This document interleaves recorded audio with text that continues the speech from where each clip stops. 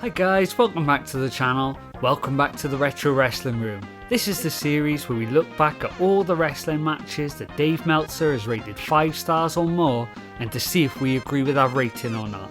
I have done countless hours of research looking at all the 5-star matches, looking for the most spot-filled match of all time.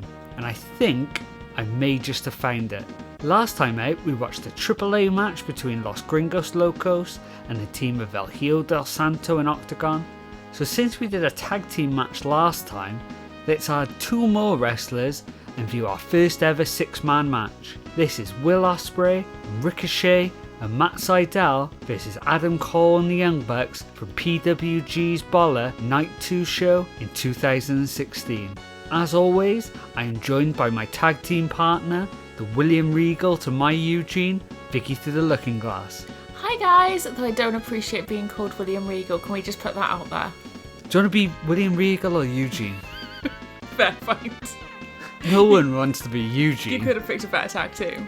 Well, you gotta mix them up every week. So, how are you today, Vicky? I'm good. I'm glad to hear. I don't know when this is going to be coming out, and it's currently Christmas period whilst we're recording this. Yeah. So that's why I hesitated, because I'm not sure when this episode is going to be live. Probably the end of January. So currently, I'm in the Christmas bliss, but I know Christmas is ending soon. We're in those lovely days between Christmas and New Year where we don't know what day of the week it is or what month it is. I think you're 90% Pringles by now. Yeah. So that's why I was keeping quiet to try and add some continuity. Luke always calls it the Christmas Gooch. No. Let's not make that happen. Christmas Gooch is going to happen. No. On that note, let's move on. How did you enjoy the last review?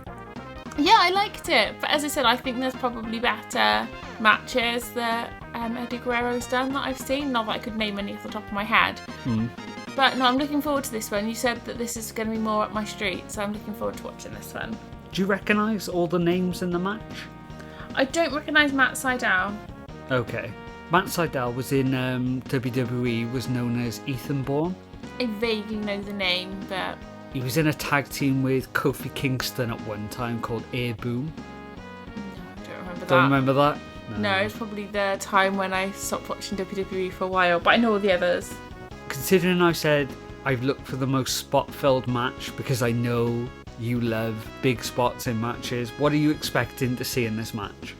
I expect it to be a good match. I don't expect to be bored. Like some slow-burning matches I lose interest in. And all the wrestlers that I know I like. So I think that helps as well when it's wrestlers I'm familiar with their styles. So no, I'm really looking forward to watching this one.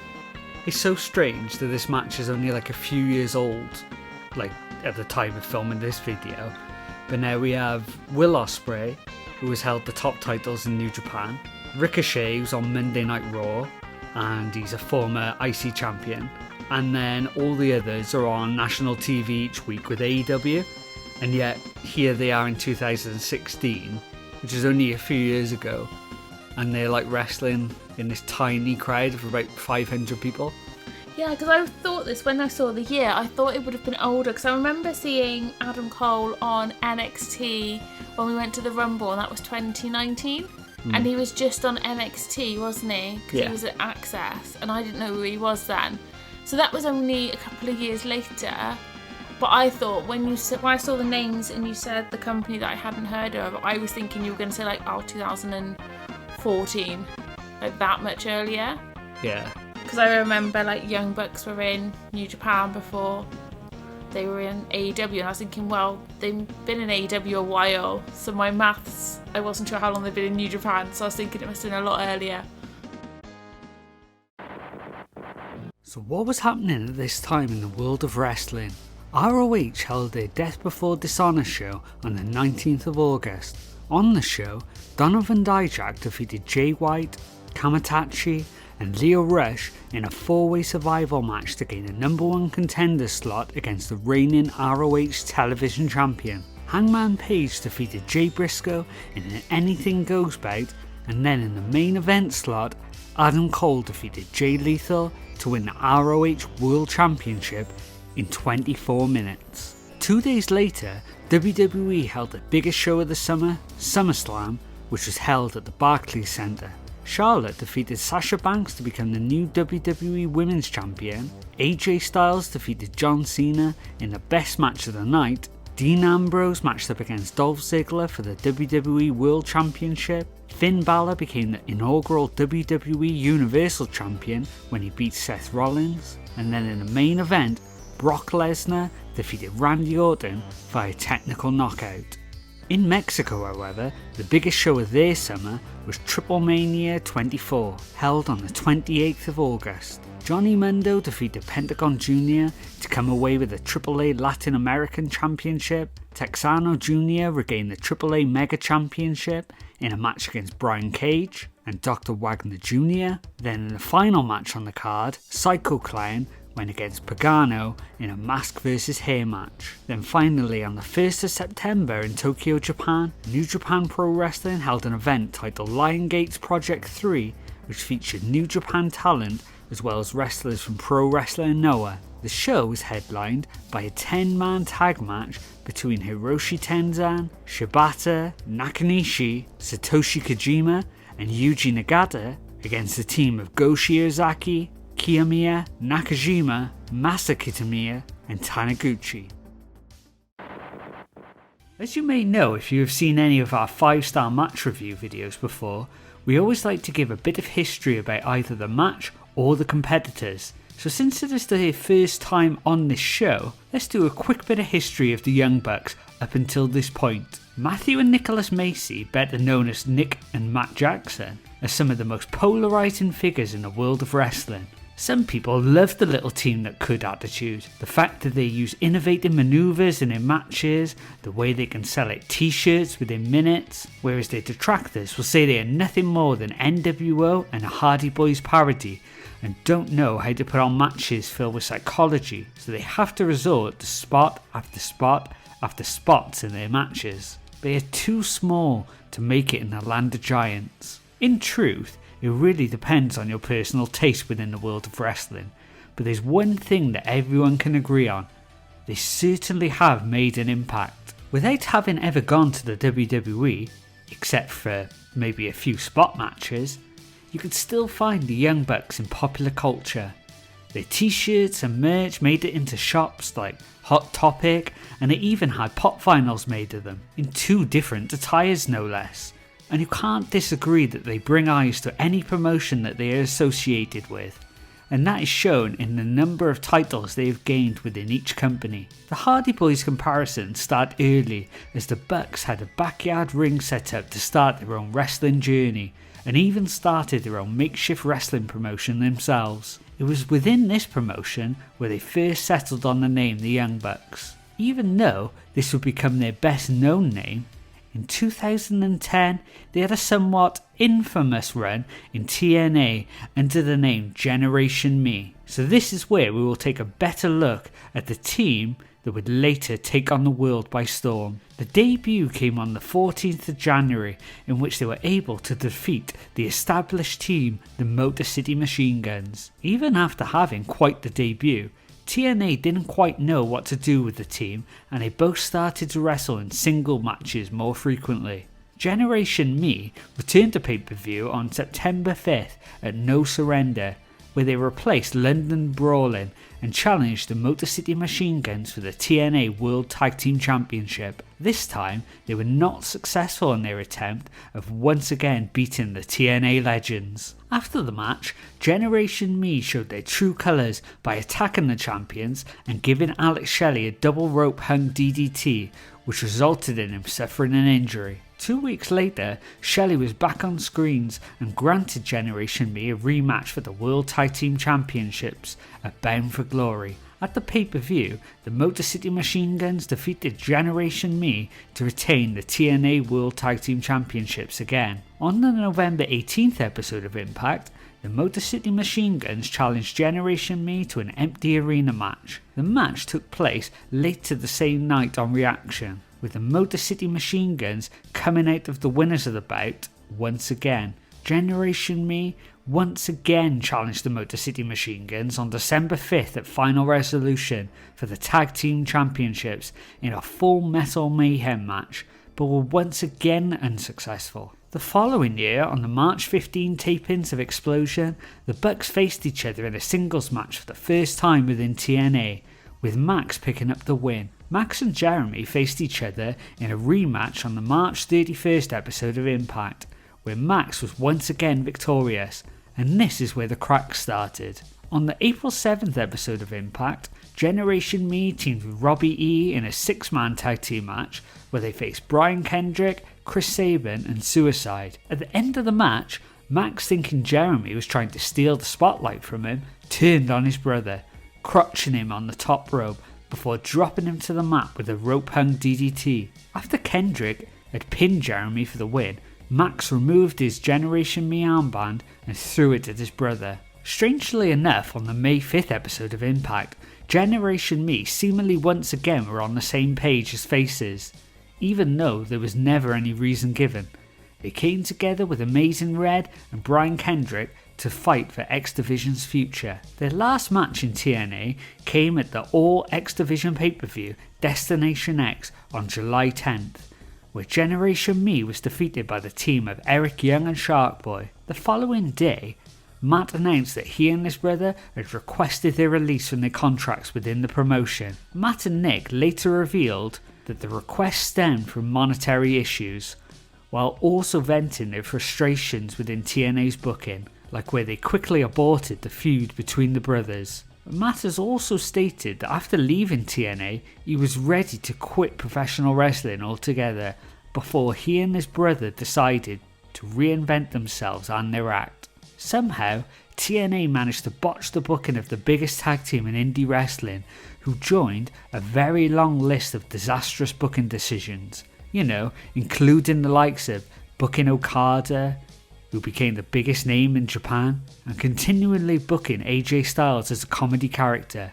At the time, the Young Bucks were yet to receive a 5-star match. However, at the time of recording this video, they are now up to 9 5-star matches. So first things first, just by looking at the names in this match, I have a very good feeling that this isn't going to be rest spot heavy, so I will do my very best to call as much of this match as I can. Before we start calling the action though, Vicky, you'll notice that PWG doesn't have the best production in the world. What do you think of the look of it at the moment? I said I thought that it was going to be older, and from the look of it, it looks older. It looks like 2010 or 2011, possibly filmed on an iPhone. Yeah, it does have a bit of iPhone quality, I guess. And like that, the 5-star match we did of OTT, the Irish company. Yes. The fans are right up next to the ring as well, which I know you're not a particular fan of. No, I feel like it makes it look cheap. But I think when you're there, though, it gives it a different atmosphere. I feel like when you're there and you're sat closer, I think as a fan, it gives it like more of an atmosphere, especially when it's wrestlers that you're not as familiar with. It just makes you feel more part of it. So I do get it, and I do think that does like make a difference to the atmosphere when you're actually at a show. But when I'm watching it, I'm not as big a fan. The commentators for today's match are Chuck Taylor and Excalibur, and they will play a big role in my enjoyment of this match, but I'll get into that in a bit. Do it! Just do it! Actually, I'll point it out straight away. The running gag in this match is how they keep making fun of Adam Cole's weight throughout the whole thing, and it starts even before the match starts. Yeah, I haven't got time for that. The ring announcer announces the weight of the Superkliq, and they chirp in with, Adam Cole makes the majority of that, but the delivery doesn't make it funny or anything. It's like they don't quite know how to land jokes. The story of this match is you got 5 guys in incredible shape, and then one guy that looks like he's 20 pounds of mashed potatoes in a 10-pound bag. You're shaking your head there, Vic. I know, I don't have any words. I don't understand. And it's already, I've got my back up against these commentators. And I mean, that's a lot coming from me that grew up listening to JR and The King. So if I think they're bad commentators... The action kicks off with Ricochet and Adam Cole in the ring. Ricochet gets tied up and has to do the Owen Hart spot to get out, with an added flip, but Adam Cole spits in his eyes as soon as he gets into position. He follows this up with the Adam Cole baby taunt. The commentators point out that it's a completely pointless flip that doesn't do anything. And now I wrote this next sentence in all capitals. As commentators, you are meant to put the wrestlers over. The whole point is to make them look good. I put flip, Philadelphia. Philadelphia,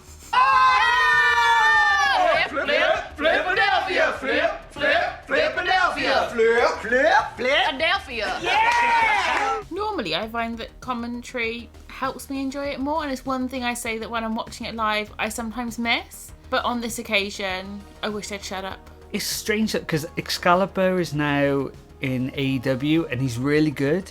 I don't know if it was Chuck Taylor that was particularly bad, if he was like the worst one of the two, but it was so grating throughout the whole match. I don't know who Chuck Taylor is, but maybe he should go back to making shoes. Adam Cole gets kicked to the outside, which makes Matt Jackson come in, but gets taken out by Sydal. Then the same happens when Matt Jackson comes in and Ospreay hits the phenomenal forearm to take him out as well, and that's just the opening 20 seconds. The faces all do handsprings into the ropes and then do the superhero pose in the middle of the ring. The Bullet Club members get back into the ring to face off with the faces and give them suck it gestures, but all get super kicks for their troubles. Who do they think they are? Shawn Michaels? Now, I've got a suggestion, a Vicky's drinking game. Every time there's a super kick in this match. Oh, you would be dead. You wouldn't make it through the match. I mean, I know New Year's coming up, but you would not make it till 10 p.m. See if you could do it. I'll try. Okay, watch this match at 10 p.m. and see if you're still sober by 12.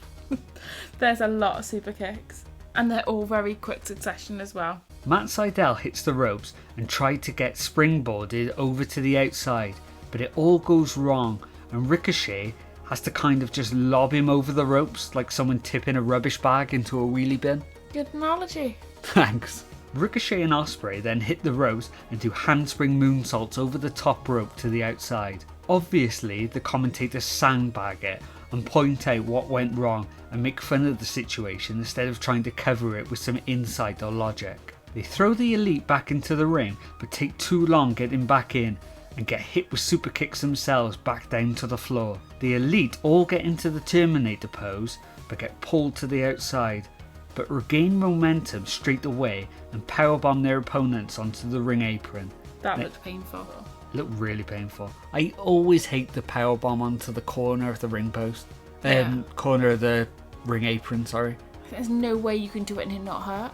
No, the thing is, like, obviously breaking kayfabe a bit, when you get powerbombed in the middle of the ring, you're doing a flat back bump, so both of your arms are like slapping the mat at the same time, and that's what takes the impact out of it. If you're on the kind of ring apron, you haven't got as much like landing space. Does that make sense? Yeah. So you're taking all the impact in one small space, so it's got to hurt a lot more. And also, can I just add that the commentators called them P-bombs? And that really offended me, because who's ever called a powerbomb a P-bomb? I just thought it sounded like they were trying really hard to be cool, you know, like when your dad puts on like a backwards baseball cap. They then get back into the ring, back into the Terminator pose, and hit matching dives to the outside. Matt Jackson then looks into the camera and tells us that he just kissed Dave Meltzer. In a great heel move, Adam Cole refusing to let Ricochet out of the corner and counts along with the ref as he's giving him the 5 count. The Young Bucks come in and do a tag team mover that I don't think I've ever seen before. It's like a neck breaker into a back breaker, but it looked great, whatever it's called. I lost track of who was the legal man at this point. Okay, we're only a couple of minutes in and you've lost who's the legal man already. Yep. Okay, it's going to be one of those matches. It's not a bad thing necessarily. Okay, we'll get to it, don't worry. Ricochet fights back with big DDT to Nick Jackson and gets the tag to Ospreay. Matt and Nick cut him off, but Ospreay is able to flip out and arm drag both the Young Bucks at the same time. He continues by kicking Nick Jackson on the apron to the floor, flips over the ropes onto Matt Jackson, but is then caught with a super kick by Adam Cole and spins inside out. The Bucks are back in and clear house, and Nick corkscrews over the ropes to the outside onto Ricochet and Sydal. As Matt Jackson is balanced with his legs apart on the ropes, Adam Cole teases a dive himself, but stops in his tracks to do the Adam Cole Baby taunt. I didn't know that had been going for so long. The Adam Cole Baby? Yeah. Yeah, it's just always been a part of his thing. I wonder when the first time it happened. Let us know in the comments, because I didn't know that was a thing. I thought it was a thing when he came to WWE. Oh no, I knew it was a long time before that, but I don't know where it originated or anything. Cole then whips Ospreay into the corner hard and takes a nasty looking landing. That looked like it hurt in the turnbuckle. I wrote ouch. Nice. Just a one word response to it. Ouch. And then I put in brackets into the turnbuckle so I'd remember. It looked so painful. It did. It was a really good sell. Matt Jackson comes in and starts to backflip and cartwheel back and forth as if he's going to do the biggest move ever created, but he ends up doing a back rake and the crowd and the heels go crazy. Cole gets back in and lands a snap suplex and sets up a camel clutch. The Bucks then hit the ropes back and forth, and back and forth. Then they go to do the kissing Cole's cheek spot, but they miss and ended up kissing each other and sell it like they've both been punched in the face. So, at this point of the match, what are you thinking of the match so far, Vic? I'm loving it. Yeah. Yeah, it's fast paced. And when I see the length of a match, I think, oh, can I really sit and watch a match for half an hour, 40 minutes, or am I going to get bored? And this one's just kept me gripped.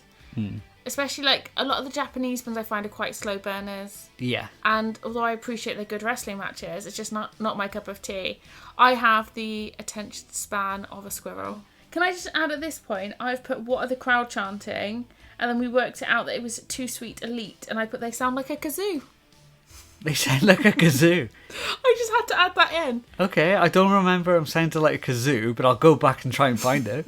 Ospreay then runs at the ropes and springboards onto the ropes, backflips and takes out all three members of the Bullet Club. Ricochet then runs wild in the ring, hitting the Young Bucks with everything and setting them up to hit moves on each other. Sydal gets into the ring and lands a standing shooting star press on Cole, while at the same time Ricochet also lands a standing moonsault onto Cole as well. Sydal hits a Hurricane Rana on Cole, who slides to the outside. The Bucks come in and both get Hurricane Rana together at the same time by Sydal. Have you ever seen somebody do a Hurricane Rana on two people at the same time? I've got it written down, it's a double Frankensteiner. Because I asked you what the difference was between a Hurricane Rana and a Frankensteiner. So can we just correct this, please? I asked you at the time. No, it's fine. The difference is nothing, really. A Hurricane Rana is what it's called down in Mexico. And it's called a Frankensteiner because Scott Steiner invented it in the US. So that's why it was called a Frankensteiner. Sydal then gets a pump handle sit-out powerbomb on Cole in the centre of the ring for a 2 count. Sydal sits Cole up onto the top rope and looks to Hurricane Rana him off the top rope, but Cole is able to pop him up into the air and he takes a hell of a crash back down to the mat. Now, if you thought the Ospreay hit in the corner one looked painful, I think this one looked twice as painful. Yeah. The Bucks come running back in and Nick hits Ospreay with a big kick to the face and Matt lands a huge looking DDT to Ricochet onto the hardest part of the ring. Back in the ring, Matt buckle bombs Sydal into the corner and both Adam Cole and Nick Jackson both enziguri him all at the same time, followed up by a cannonball into the corner. Sydal and Ospreay then set up on the ropes and Nick Jackson 450 splashes onto both of them. The Young Bucks look to go for the Meltzer driver, but Sydal breaks out and manages to slam both of them to the mat. Ospreay gets tagged in, looks to handspring off the ropes again, but Cole has it scouted and hits a Superkliq while Ospreay is still spinning through the air. Another Superkliq. Take that drink. Cole starts to land 10 shots to the head in the corner, 1980s style, but gets too cocky and lets Ospreay sneak out and hit Cole with the Cheeky Nando's kick in the corner. What's a Cheeky Nando's kick? Why is it in wrestling? I don't know, Ospreay likes Nando's. Never heard that mentioned before, ever. It just took me by surprise. Wait a minute. Now, I know you've heard it before because we've had this conversation. We've had this conversation before in episode 2 of the 5-star match series where Will Ospreay lands a cheeky Nando's kick onto Zack Sabre Jr. Ospreay goes for the cheeky Nando's in the corner, but Zack Sabre Jr. jumps over him straight into a rear naked choke. I love that he has a move called a cheeky Nando's. Yeah, I don't know why it came up. I guess it's just because he loves Nando's so much. Nando's? Nando's? I don't know why I said Nando's like that either. Right, guys, you know what we're having for tea? Nando's. Oh, it's all the drinking from the Superkliqs. There have been a lot of drinking games in the middle of all these matches. Can we have a cheeky Nando's one when every time they mention a cheeky Nando's we just order a Nando's? Deal. With Cole still stuck in the corner, Ricochet manages to jump straight over him and the corner and land on the Young Bucks on the outside. Cole's then hit with a poison rana by Sydal, followed by a multiple spin kick from Ospreay, a springboard 450 from Ricochet, and then a corkscrew moonsault by Ospreay, but can only get a 2 count because the Young Bucks break in. I used a body to break up a pin. Ricochet is tagged back in and Northern Light suplexes Cole. Looks to lift him back up for a brainbuster, but the Young Bucks both land super kicks on Ricochet while he's got Cole in the air. Cole then hits Ricochet with a brainbuster to the knee, but is immediately caught with a super kick from both Sydal and Ospreay. That was a lot of super kicks. There's always going to be a lot of super kicks in a Young Bucks match. Then in quick succession, Sydal hits Matt Jackson with a poison rana, followed by getting hit with a Spanish fly by Ospreay. I then wrote, "It's all so fast and my little fingers can't type fast enough." I was struggling to see what was going on and focus because it was just so quick. Yeah, it's so good. Yeah, because every time you write a note, you're looking down, but you don't want to look down because you feel like you're going to miss a spot. I didn't look down, but my writing became slightly illegible. So did your words. Apparently, it's all the super kicks. I keep telling you this. There better not be any more. We won't finish the podcast.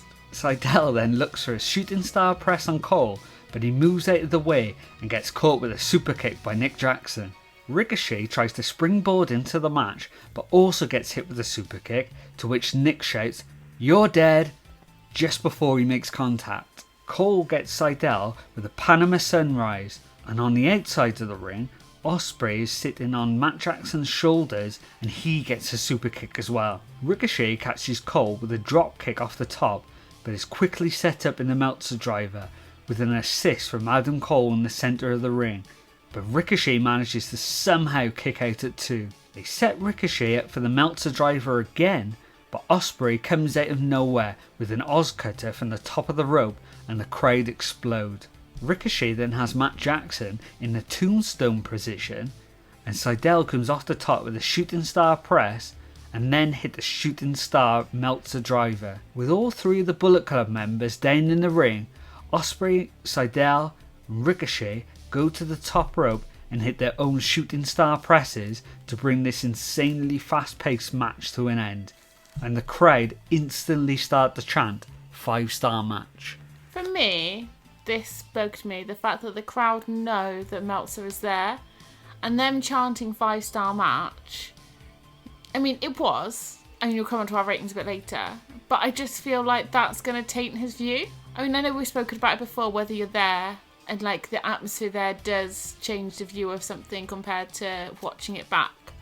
But the fact that the crowd knew that he was there, I don't know. I mean, I think the crowd would have loved it anyway, but yeah, I wasn't a fan of that chant. Watching what may have been the best tag team match in North America in years on the 9-3 in Reseda, California was a surreal moment. It was the second night of the Battle of Los Angeles tournament, and it wasn't exactly a secret that the main eventers were going to try and tear the house down and have the most mind-blowing match possible. When the match is the Young Bucks, who are the stars of Pro Wrestling Guerrilla, teaming with Adam Cole against almost a dream team of high flyers and state-of-the-art new wave style wrestlers in Matt Sydal, Ricochet and Will Ospreay, you were pretty much going in with amazingly high expectations. The match was amazing. It has been so long since I've seen a tag team match that good. If this show had streamed live, people, well, other than the 400 fans at the American Legion Hall in Reseda, the entire hardcore wrestling world would be talking about it as match of the year and the North American tag team match of the decade. I'm not saying this is better than any of the 3 5-star singles matches I've given this year, and the truth is there were some in the building who didn't even think that this was the best tag team match on the show, due to an almost as amazing match with Phoenix and Pentagon Jr. versus Chris Hero and Tommy End, which was a very different type of match. After the triple shooting star press finish, I had no reservations that this was a 5-star match. Granted, this style isn't everyone's taste, and I have reservations about just how much they did. For people who don't like the Young Bucks or Ricochet versus Ospreay, you could probably say this match was the epitome of what you don't like. It's almost exactly what the crowd wanted and expected out of the match, except it was a little more innovative and better. All kinds of things happened within a split second. The crowd immediately broke into a 5-star match chant. I'm sure that chant has happened before. I'm sure it will happen again, and like all chants of that type, become diluted with time. But it was the first time that had happened when I was in the building, and at that moment, Ricochet and Ospreay looked directly at me. On Twitter and other places, I've read people saying that if I held my hand up with 5 fingers, it would have gotten the biggest pop of the night. So my split-second judgment was that I wanted to cover the show but not be part of the show, which isn't always the case when you have people blowing kisses at you before they hit a move with your name on it. The wrestlers deserved the pop, not me, and they were getting it anyway. While people credit me for the idea of match ratings, or blame me, even though it's just a standard thing critics use whether for movies, music, food, dancing shows, and even real sports in their own way, like gymnastics and diving and synchronised swimming, it's totally subjective. There is no right or wrong. Some people take my ratings as official standard, and others get completely outraged when every really good WWE match doesn't get 5-star. This was a cold match. No television hype, no build coming in, and no storyline past the idea that the guys that talented and motivated you may see something really special. Not only that, but the pressure was on all 6 because expectations were so high that an excellent match would have been viewed as a disappointment. Given those parameters and the audience that were playing before, the match worked pretty much to perfection. Doing the style match is only possible when working a lesser schedule and comes with risks. I know that most people reading this understand that most every 4 3/4 match could be a 5-star match. Usually, but not always, it means I was thinking 5-star, but for whatever reason, I just wasn't able to convince myself without reservation. Match ratings are a fun discussion topic and will probably always be around. Sometimes it's time and place. Well, actually, it's always time and place. The crowd always play a part. If this 6-man was in Tokyo, depending on how the crowd reacted, it still would have been super. Maybe it wouldn't come across quite as special just because there is a feeling that the singles matches are the big thing and those fans wouldn't see a 6-man tag as special. While in Ring of Honor or PWG, those names to that fan base would see it differently. I know Dave Meltzer is the 5-star match guy.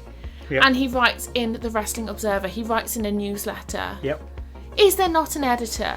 Is there not somebody that reads it back? Does he just talk into a dictaphone and then it just types what it hears? Like when I ask Siri a question and it gives me some nonsense. He is the writer and the editor, and it's just him that does it. So is he the Tommy Wiseau of the Wrestling Observer? That's a weird way of putting it, but yes, in a way. I hope people get that reference. No, I just don't understand the grammar and I'm reading it. And I keep thinking I'm reading it wrong. Okay, but putting his grammar and spelling mistakes to the one side, because that's a whole different other topic. That's another video for another day. Usually narrow it down to just the match part that he reviews, but I thought it was really interesting the way he went into the 5-star match theory in his head. He openly put out there that not everyone will agree with me, this is not everybody's type of match, but this is my rating. He also said if this was in a different time or place, it could have had a lesser rating depending on the crowd, depending on the environment. And he also put out that if a match gets 4 3/4 stars, it doesn't mean it's any less of a match than, say, a 5-star match. It's just that there was something within him that couldn't quite give that 5-star match rating. I thought it was really interesting to look at. No, definitely. And I'm glad that he says that the time and place is important, because for me, 100% the crowd being behind a match makes a huge difference. And I mean, we've been to live wrestling and we've seen matches and the crowd have just not been into it. But it's been an alright match and you've wanted it to be better. So it does make a big difference, I think. So I'm glad that he has touched upon that. And I think it's odd that he chose this one to do it, Maybe it's because it's the first time he had that 5-star match chant and it just made him think, do I have to give it 5 stars because the crowd are telling me to? Yeah. Does that mean that because the crowd are behind him, it's going to be a 5-star match? I thought it was interesting to see his thoughts on that. Yeah, I wonder if he would have had that instinct to immediately give it 5 stars if he'd watched it at home. I wonder if being there in that building just changed it for him just a little bit. Maybe. We will never know. But I thought he came across really humble in it, because he gets quite a bit of flack online, you know, for, his words gospel and everything. The way he wrote it in that, it came across as quite sincere as well. Well, no, our word's gospel. Our word. Yeah. Oh yeah, our word is gospel, definitely. Couldn't even say that with a straight face. That goes without saying, what we say is 100% true.